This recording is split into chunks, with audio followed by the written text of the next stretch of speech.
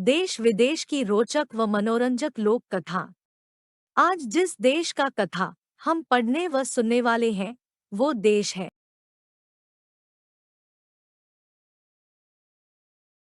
Cinderella.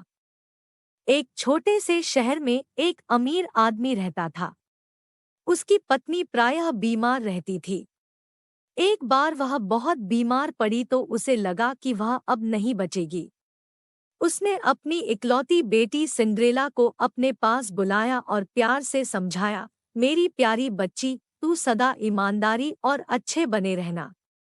अच्छे और सच्चे आदमी की मदद भगवान भी करता है, इसलिए ईश्वर सदा तेरे साथ रहेगा। मैं भी स्वर्ग से तेरा ध्यान रखूंगी और जब तुझे जरूरत होगी मैं तेरे आसपास ही रहूंगी। इतना कहकर उस महिला ने सदा के लिए आंखें मूंद ली। सिंड्रेला अपनी माँ की मृत्यु पर बहुत रोई, क्योंकि अब रोने के अलावा और कोई चारा उसके पास नहीं था। वह रोज अपनी माँ की कब्र पर जाती, उस पर फूल चढ़ाती और जी भरकर रोती। ऐसे ही दिन गुजरते गए। सर्दियों में जब उसकी माँ की कब्र बर्फ से ढक गई तब भी वह बच्ची उस जगह पर रोज जाती, कब्र के ऊपर की बर्फ साफ करती, उस पर फूल चढ़ाती और अपनी माँ के लिए आंसू बहाती। एक साल भी नहीं बीत पाया था कि उसके पिता ने दूसरी शादी कर ली। उसकी सौतेली माँ की भी दो बेटियां थीं। वे दोनों देखने में तो सफेद थी, पर दिल से बहुत काली थी। वे दोनों बहनें अपनी सौतेली बहन सिंड्रेला से बहुत चिढ़ती थी। जब कभी भी मौका मिलता तो सिंड्रेला को खरी-खोटी सुनाने से बाज नहीं आती थी। इस प्रकार घर में सौतेली माँ और सौतेली बहनों के आने से सिंड्रेला का खराब समय शुरू हो गया। दोनों बहनें घर का कुछ भी काम नहीं करती थी, पर सिंड्रेला को कभी आराम से नहीं बैठने देती थी। कभी उसे मूर्ख और गंवार कहकर उसका अपमान करती, तो कभी कहती, जो रोटी खाना चाहेगा तो उसे इसके लिए काम भी करना पड़ेगा। तू तो रसोई में ही ठीक रह सकती है, जा रसोई में, यहाँ क्यों बैठी है। उन दोनों बहनों ने सिंड्रेला के सारे खिलौने और सुंदर सुंदर कपड़े भी उससे छीन लिए तथा अपने पुराने तथा भद्दे से कपड़े उसे पहनने के लिए दे दिए और उसके सुंदर से जूतों की जगह उसे लकड़ी के जूते बनवाकर दिए, ताकि जल्दी जल्दी वह जूते न तोड़े। उसे भद्दे और मैले कपड़े पहनाकर दोनों सौतेली बहन जी भरकर उसका मजाक बनाती। अपने पिता से भी अपना दोह कह नहीं सकती थी, क्योंकि एक तो वह सारा दिन व्यापार में व्यस्त रहता और दूसरे वह अपनी दूसरी पत्नी के मामले में दखल देना नहीं चाहता था। इसलिए जैसा उसकी सौतेली माँ और बहनें करती या कहती, वह भी चुपचाप सहन करती रहती। अब रसोई के सारे काम उसे ही करने पड़ते। उसे सुबह सुबह जल्दी उठा दिया जाता, क्योंकि उसके सोने का स्थान अब उसका रसोई घर ही था। रोज सुबह सुबह वह पानी भरकर लाती, घर के सभी लोगों के लिए नाश्ता खाना बनाती, उनके कपड़े धोती और पूरे घर की सफाई करती। इन सब कामों के बाद भी उसकी सौतेली माँ और दोनों बहनें खरी-खोटी सुनाती रहती। जरा सा भी नुकसान होने पर उसे मार भी पड़ती। घर का सारा काम खत्म करने के बाद अगर कुछ समय बचता तो सौतेली माँ उसके आगे अनाज और दालें साफ करने को रख देती। पानी की कमी की वजह से सिंड्रेला रोज रोज स्नान भी नहीं कर पाती थी, इसलिए गंदे कपड़ों और उलझे हुए बालों से उसकी शक्ल एक नौकरानी जैसी हो गई। उसे देखकर कोई भी यह नहीं कह सकता था कि वह किसी अमीर बाप की बेटी है। एक बार उसका पिता एक मेले में जाने के लिए तैयार हुआ तो उसने पहले अपनी दोनों सौतेली बेटियों से पूछा, तुम्हें मेले से क्या मंगाना है। बड़ी लड़की ने कहा, मुझे सुंदर सुंदर कपड़े चाहिए। दूसरी लड़की ने कहा, मुझे मोतियों और बहुमूल्य पत्थरों की मालाएं चाहिए। आखिर में उसने सिंड्रेला से पूछा, तुम मेले से अपने लिए क्या मंगाना चाहती हो। सिंड्रेला बोली, पिताजी, मेरे लिए आप चिलगोजे का एक छोटा सा पौधा लाइएगा। जब आप वापस घर आएंगे तो रास्ते में जरूर मिल जाएगा। मेले में अमीर आदमी ने अपनी पत्नी और दोनों सौतेली बेटियों के लिए वह सब कुछ खरीदा जो उन्होंने मंगाया था।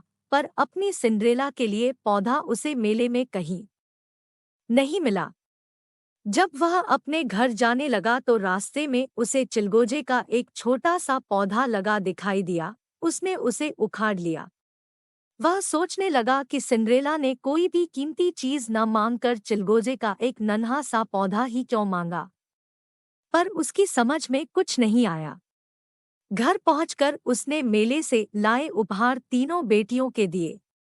सिंड्रेला ने वह नन्हा पौधा ले जाकर अपनी माँ की कब्र के पास लगा दिया। पौधा लगाते समय उसे इतना रोना आया कि पौधे की सारी मिट्टी उसके आंसुओं से गीली हो गई। धीरे धीरे वह पौधा बड़ा होने लगा। सिंड्रेला हर रोज सुबह शाम अपनी माँ की कब्र पर जाती, उसके पास अपने सारे दोहक सुनाती और जी भरकर रो लेती। पौधा बड़ा होने लगा। चिलगोजे के उस छोटे से पेड़ पर एक सफेद चिड़िया आकर रहने लगी। जब कभी सिंड्रेला अपनी माँ की कब्र पर अपनी कोई इच्छा प्रकट करती, तब वह सफेद चिड़िया उसकी हर इच्छा को पूरा कर देती। एक बार की बात है, वहां के राजा ने अपने राजकुमार की पसंद की लड़की ढूंढने के लिए एक उत्सव आयोजित किया। यह उत्सव 3 दिनों तक चलना था। इस उत्सव में उसने अपने राज्य की सभी सुंदर और अमीर घरों की लड़कियों को निमंत्रण भेजा। सिंड्रेला की दोनों सौतेली बहनें, जो सुंदर भी थी और अमीर बाप की बेटी भी इस उत्सव के लिए आमंत्रित थी। राजमहल से निमंत्रण पाकर दोनों बहनें खुशी से फूली न समाईं। उन्होंने सिंड्रेला को बुलाकर अपनी कंधी करवाई, फिर उससे अपने जूतों पर पालिश करवाई, उसी से उन जूतों के फीते बंधवाए और फिर अच्छी तरह सज-धज कर दोनों बहनें बोली, तू घर का सारा काम ठीक ढंग से करना। हम दोनों राजमहल के उत्सव में जा रही हैं। उन दोनों के जाने के बाद सिंड्रेला को बहुत रोना आया, क्योंकि वह खुद भी इस उत्सव में जाना चाहती थी, पर उसके पास न ही सुंदर कपड़े थे और न ही सुंदर जूते। उसने अपनी सौतेली माँ से महल में जाने की अनुमति मांगी तो वह चीख कर बोली, तू भाग्यहीन तो पूरी तरह से चूल्हे की राख से अटी हुई है। राजकुमार के विवाह में जाएगी? भाग यहाँ से और चुपचाप घर का काम कर। यह उत्सव तेरे लिए नहीं है। सिंड्रेला फिर भी अपनी माँ से अनुनय करती रही तो सौतेली माँ ने तंग आकर 2-3 दालें मिलाकर उसे साफ करने के लिए बोली, अगर तू ये तीनों दालें 2 घंटे में अलग कर देगी तो मैं तुझे जाने की अनुमति दे सकती हूँ। सिंड्रेला ने दालों की वह थाली चुपचाप उठाई और बाहर बाग में बैठकर अपनी माँ को याद करके रोने लगी। वह सोचने लगी कि अगर उसकी अपनी माँ आज जिंदा होती तो वह भी इस उत्सव के लिए जरूर जाती। तभी वह सफेद पक्षी उसके पास आया और थोड़ी ही देर में उसने सारी दालें अलग कर दी। सिंड्रेला की खुशी का ठिकाना न रहा। वह 1 घंटे बाद जब तीनों दालें अलग करके अपनी सौतेली माँ के सामने पहुंची तो सौतेली माँ हैरान रह गई, क्योंकि उसने तो सोचा था कि सारा दिन लगाने पर भी यह लड़की इन दालों को अलग नहीं कर पाएगी। अब भी वह उसे उस उत्सव में जाने नहीं देना चाहती थी। वह बोली, तू इस राजमहल के उत्सव में कैसे जा सकती है? न तो तू साफ सुथरी है, न ही तेरे पास सुंदर कपड़े और जूते हैं। राजमहल के सारे लोग तेरा मजाक बनाएंगे और इससे तेरे पिता की भी बदनामी होगी। इतना कहकर वह अपनी दोनों बेटियों के साथ घोड़ा गाड़ी में बैठकर राजमहल की ओर चल दी। अब घर में उसके सिवाय और कोई नहीं था। वह दौड़कर अपनी माँ की कब्र पर गई और उस चिलगोजे के पेड़ के नीचे बैठकर रोते हुए बोली, ओ प्यारे नन्हे पेड़, खुद को थोड़ा हिलाडुला और मुझ पर सोना चांदी गिरा। इतना कहते ही उस नन्हे से पेड़ से उसकी गोदी में सोने चांदी से कढ़े कपड़े आ गिरे और साथ ही मखमल की सुंदर सी जूतियां भी, जिन पर चांदी की कढ़ाई की हुई थी। सिंड्रेला उन दोनों चीजों को लेकर घर की ओर दौड़ी और जल्दी से नहा धोकर उन कपड़ों और जूतियों को पहनकर महल की ओर चल दी, वह भी पैदल वाले छोटे रास्ते से चलकर नाच शुरू होने से पहले राजमहल में पहुंच गई।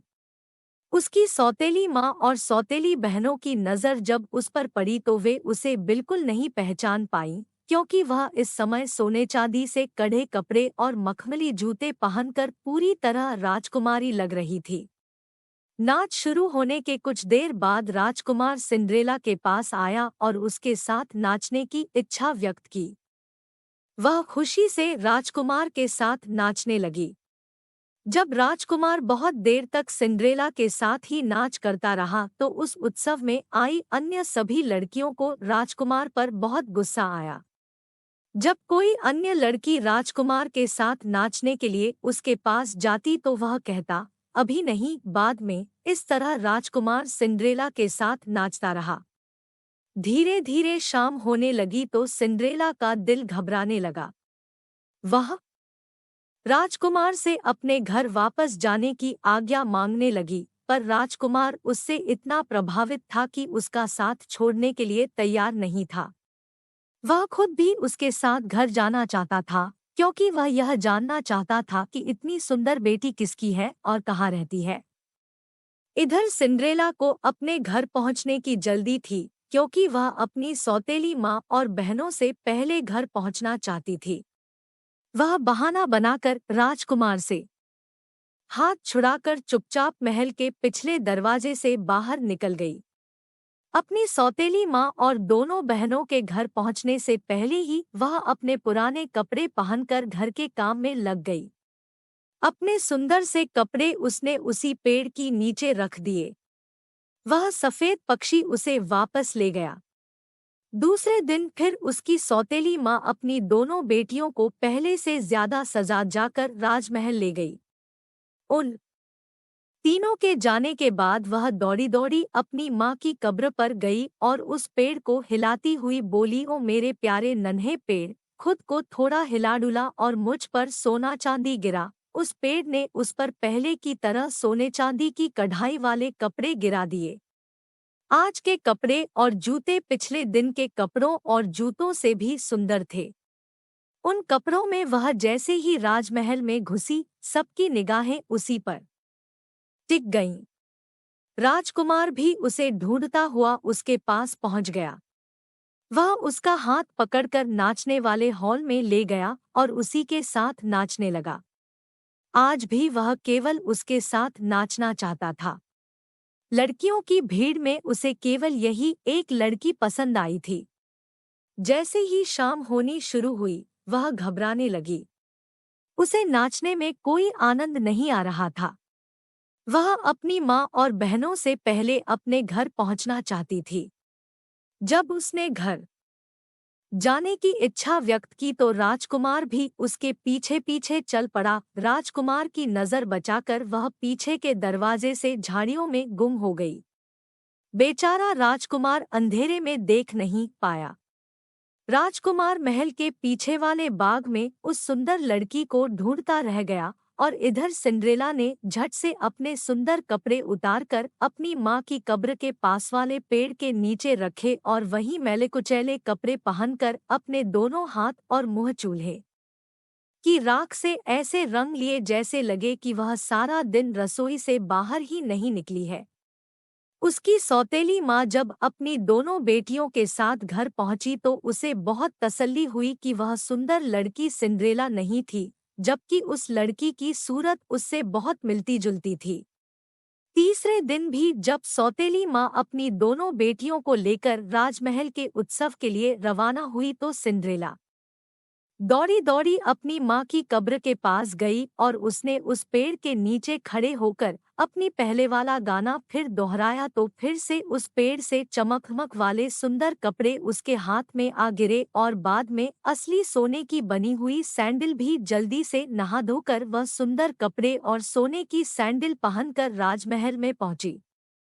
आज फिर सब उसकी सुंदरता तथा कपड़ों की देखते रह गए। नाच अभी शुरू नहीं हुआ था, क्योंकि राजकुमार अपनी पसंद की सुंदर और सुकोमल लड़की को ढूंढ रहा था। जैसे ही सिंड्रेला नाच वाले बड़े हॉल में घुसी तो राजकुमार तेजी से उसके पास आया और उसे अपने साथ नाचने के लिए आमंत्रित किया।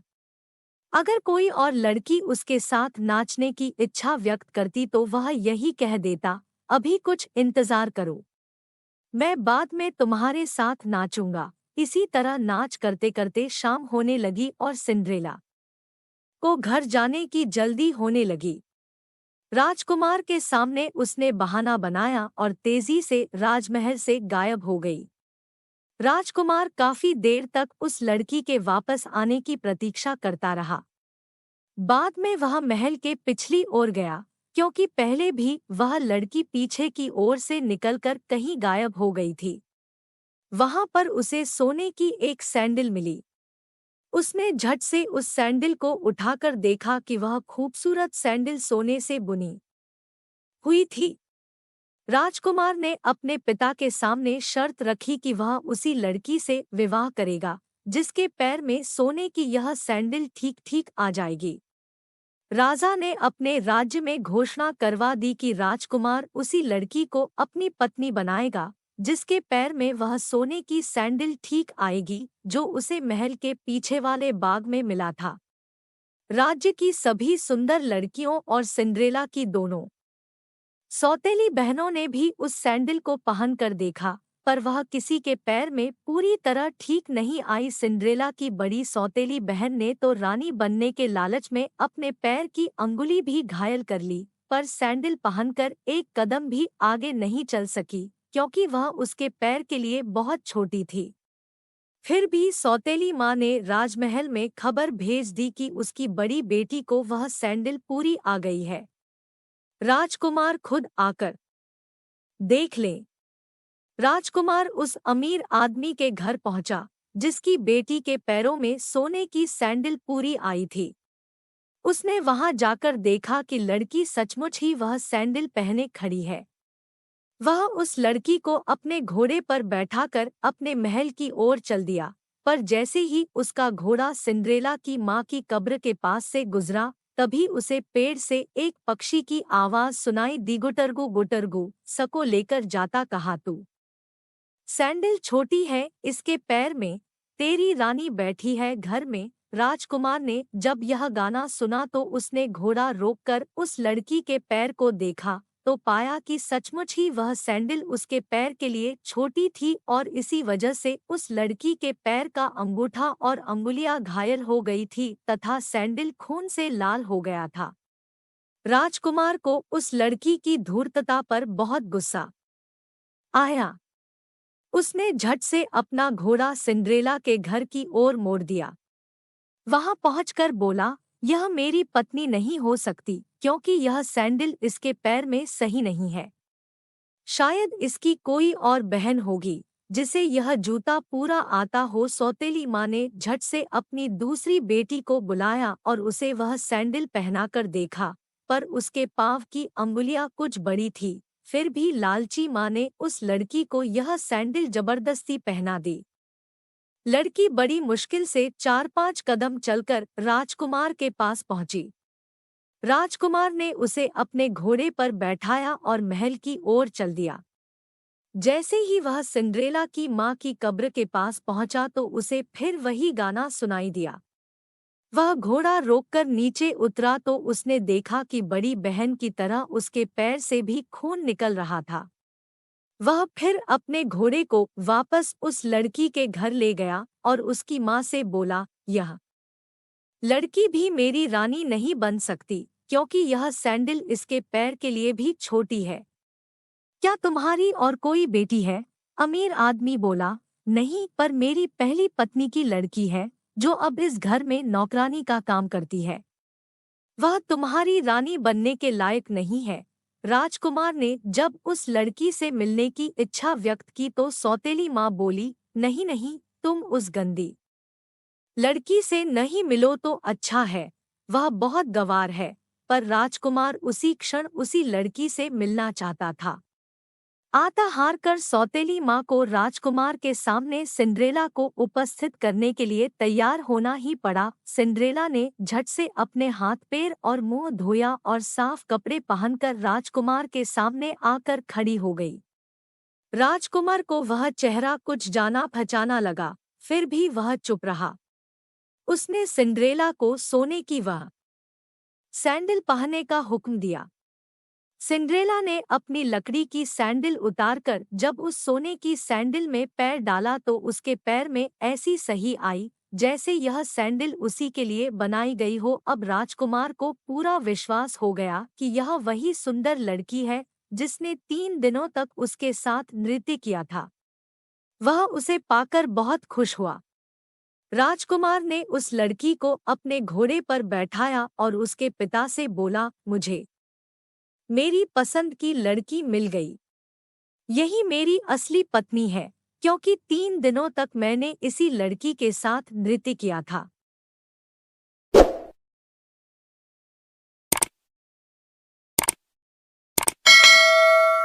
धन्यवाद, धन्यवाद, धन्यवाद। आशा करते हैं कि यह कहानी आपको पसंद आई।